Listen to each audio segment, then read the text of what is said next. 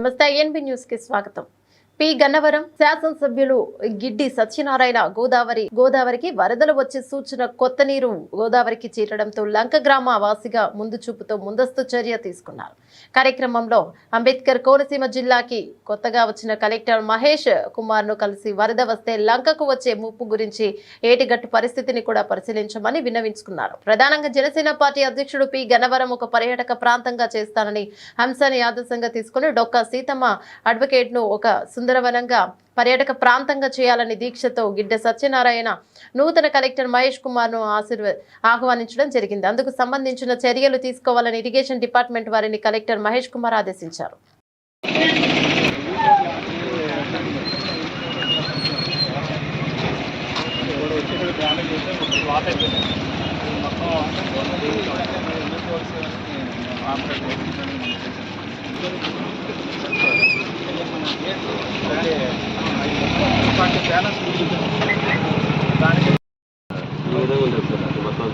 I think బాగా sand vehicles వెళ్ళడం వల్ల సో ఇప్పుడు ఈ సిల్లని తీసేయాలి క్లీన్ చేసేసి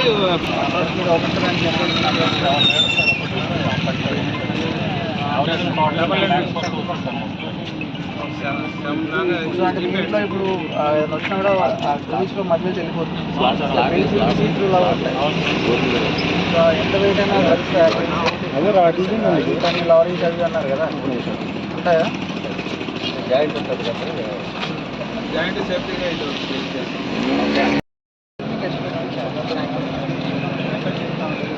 ఈవినింగ్ ఎలా మధ్యాహ్నం రమ్మన్నాను కదా.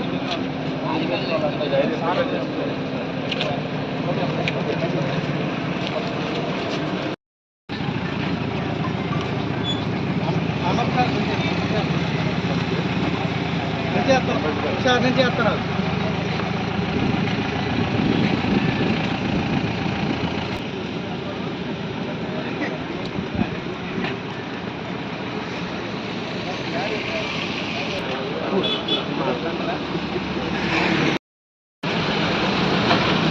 అంబేద్కర్ కోనసీమ జిల్లా కలెక్టర్ గారు అయినటువంటి కొత్తగా రిపోర్ట్ చేసినటువంటి కలెక్టర్ గారిని నిన్న ఈవినింగ్ మర్యాదపూర్వకంగా కలవడం జరిగింది. కలెక్టర్ గారిని కలిసినటువంటి సందర్భంలో ఈ నియోజకవర్గంలో ఉన్నటువంటి కొన్ని సమస్యల గురించి వివరించడం జరిగింది. ఆ క్రమంలోనే ఈ డొక్కా సీతమ్మ గారి అక్విడెక్ట్ అయినటువంటి ఇక్కడ ఈ అక్విడెక్ట్కి పేరున్నటువంటి ప్రాబ్లమ్స్ చెప్పడం జరిగింది. దానికి స్పందించి కలెక్టర్ గారు ఇమ్మీడియట్గా ఈరోజు వచ్చి దీన్ని పరిశీలించి ఇక్కడ ఉన్నటువంటి ఈ బ్రిడ్జి మీద ఏవైతే డ్యామేజెస్ ఉన్నాయో వీటన్నిటిని పరిశీలించి వీటికి తగిన చర్య తీసుకుంటారని మాటిచ్చారు. ఈ క్రమంలోనే ఒక వారం రోజుల క్రితం మేము ఈ బ్రిడ్జిని ఎమ్మెల్యేగా నేను పరిశీలించి ఇక్కడ ఉన్నటువంటి సమస్యలను చూశాను. ఈ బ్రిడ్జి మీద ఇరువైపులా పేరుకుపోయినటువంటి మట్టి గడ్డి వీటిని ఇమ్మీడియట్గా తొలగించాలని కన్సర్న్ అధికారులకి చెప్పడం జరిగింది.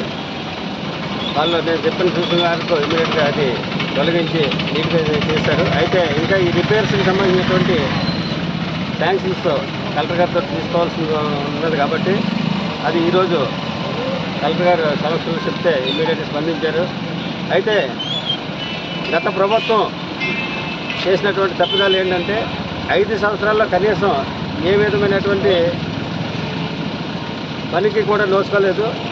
దానివల్ల ప్రజలు ఎంతో ఇబ్బంది పడుతూ ఉన్నారు. కాబట్టి మా ప్రభుత్వం ఏర్పడగానే మేము వచ్చి ఇవన్నీ పరిశీలించి ప్రజలకు ఏ విధమైన ఇబ్బంది లేకుండా ఉండటం కోసం ఈ చర్యలు తీసుకోవడం జరుగుతుంది. Thank you.